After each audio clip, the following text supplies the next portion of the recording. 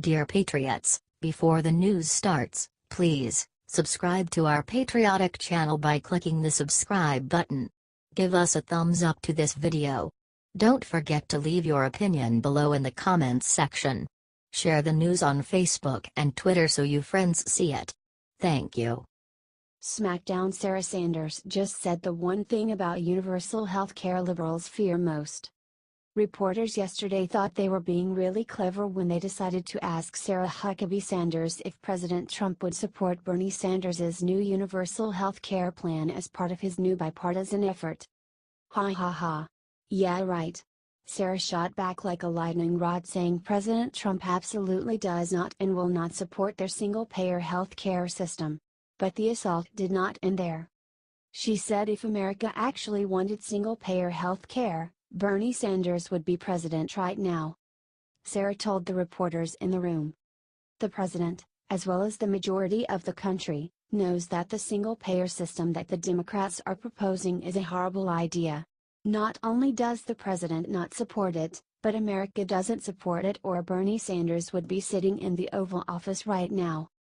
Now that right there is exactly why all of America does love seeing Sarah Huckabee lead a press conference.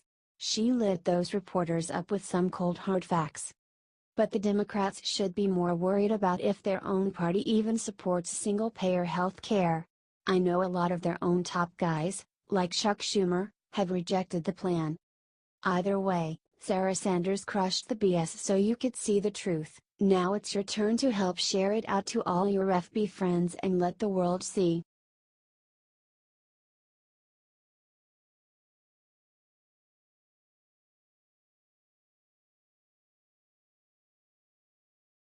Moments ago, Trump met with the Democrats at White House to do something totally unexpected. Trump is holding a meeting with lawmakers from both sides of the aisle this Wednesday in the White House. After the meeting, Trump told the media that he is looking to get a 15% corporate rate to keep the country competitive. He says that he wants to focus on tax cuts for working-class Americans. He said that the rich may have to pay more money. It's a brilliant move by Trump and a clear play on the Democrats who have been saying this same stuff all year. Trump will now meet with Democrat leaders tonight at the White House. President Trump plays chess in the Renos and working with the Democrats to get things passed. Share this everywhere if you want Trump to lower taxes and make this country great again. Thanks for reading.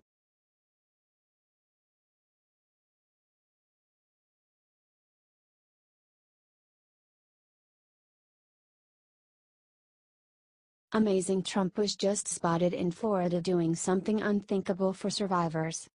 First thing this morning, President Donald Trump, First Lady Melania, and Vice President Pence hopped on board Air Force One to head down to Florida. They were initially gonna go and observe the damages, but that was not enough for our loving president. Nope, Donald Trump is a man of the people, and that's exactly where he went. Instead of going home, Trump headed to a shelter and did something amazing. He fed the masses. That's right, y'all, the president of our great nation was spotted in Naples, Florida, handing out sandwiches and talking to those worst hit by the hurricane. He swore to the victims on the spot that, "We are there for you 100%. But that wasn't the only promise that Trump made from Florida. Today, he told cameras around him how special Floridians are before promising he would be back again to help them out. "This is a state that I know very well, as you understand. These are special, special people, and we love them. We love these people, we're going to be back, and we're going to help them." Love him or hate him, there is no rational person in the country who won't see what he did today and be impressed. However, if the MSM has their way, they won't see this at all. That's why it falls on all y'all, the people, to share this out and let the world see what Trump did for Florida after Hurricane Irma.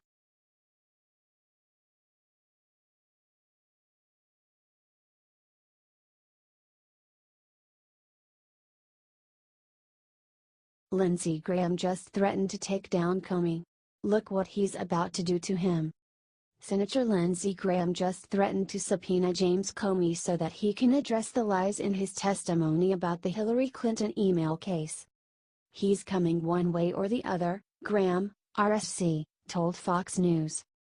When asked if he would subpoena Comey, Graham said, "I would, yes." Comey is now going to be brought back before the court after the news came out that Comey had already made the decision to exonerate her before interviewing her in the email case. Comey has not addressed these claims, but they are very against his sworn testimony.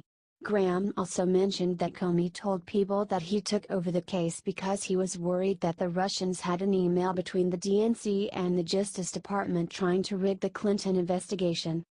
"I can't make sense of this," Graham said. "I'm very suspicious of the timing. I'm very suspicious of the reason.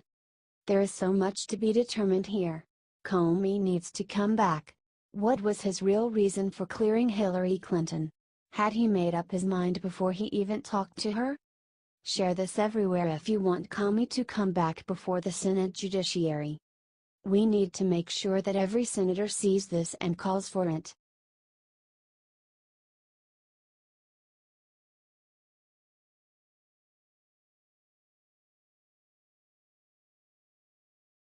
Corruption: Obama's devious dealings revealed, and this will ruin him forever. Patriots have known for quite some time, like maybe since 2008, that the Obama administration was full of corruption. Democrats love to paint him as a saint, but saint he is not. Yet another example of his corruption has just come out. And, of course, it has to do with millions of dollars of taxpayer money. Obama's presidential campaign advertising agency, GMB, received nearly $60 million in federal contracts after he took office. Most of that money came from the Consumer Financial Protection Bureau. That agency was created by none other than Elizabeth Warren, when she worked as an Obama appointee in the Department of the Treasury. Yep, that's Obama, with Warren, nominating the CFPB's unconstitutional director. Congress and lower federal courts have said that the CFPB is unconstitutional because its director can only be removed for cause, whereas all others in similar positions can be removed at the president's will or have specific terms. Furthermore, the CFPB does not have normal congressional oversight because of where Obama and Warren created it to be housed. Sound fishy yet?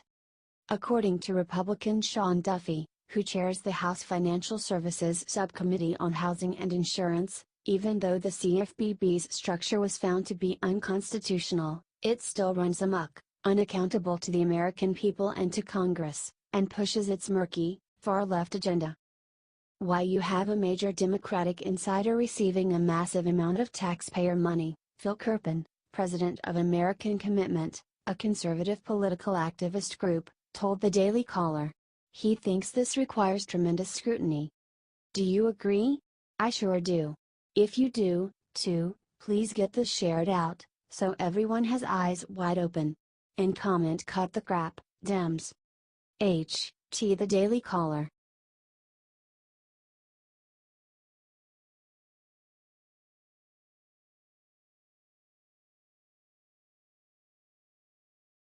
Right before bed, Trump knocked Hillary out with the cold hard truth. What he said left her shaking. In a pathetic interview yesterday with Anderson Cooper, Hillary Clinton blamed everyone under the sun for her election loss. Clinton claimed that she would have won if not for James Comey's investigation into her emails. She conveniently left out the fact that an investigation would have never existed had she not broken the law in the first place. Our president wasn't about to let Hillary get away with finger-pointing though. Last night, President Trump took to Twitter and reminded Hillary of why she really lost. The deplorables came back to haunt Hillary. They expressed their feelings loud and clear. She spent big money but, in the end, had no game. Trump also called Hillary out for blaming everyone but herself, writing, "Crooked Hillary Clinton blames everybody, and everything, but herself for her election loss. She lost the debates and lost her direction." Intelligent Americans know that Trump didn't win because of the fake Russia scandal, white supremacy, sexism or anything else on Hillary's laundry list of complaints. Donald Trump won because he was fighting to put Americans first. He was genuine and his love for our country was undeniable.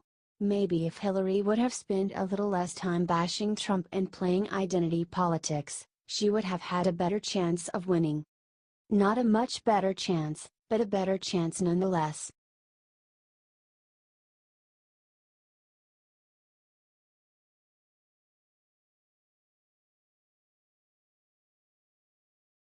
Right after Clinton Foundation shut down, Obama starts up something devious of his own. It's only been a couple months since the Clinton Foundation was shut down and already the world seems a bit brighter. Well, it did, anyways, until today. Now ex-President Barack Obama is following in his mentor's footsteps and launching the first ever Obama Foundation Summit. The summit is happening in Chicago and will be a meeting of Obama's buddies and community organizers to strategize on how they should direct the world going forward. Obama actually announced his own summit, saying, "In the weeks and months ahead, we'll be kicking off more initiatives and opportunities for people like you to get involved with the Obama Foundation's mission. That mission is simple: we want to inspire and empower people to change the world." One of the big projects they are planning on working on this year is called Training Days. These days are essentially a way for Obama and his buddies to hijack the directionless leftist millennials and use them for their own bidding. Don't believe me? Their own official reason for the days was to teach young people how to put civics into action where they live. I think pretty much every sane, rational American realizes now that Obama divided our country in ways we never thought possible.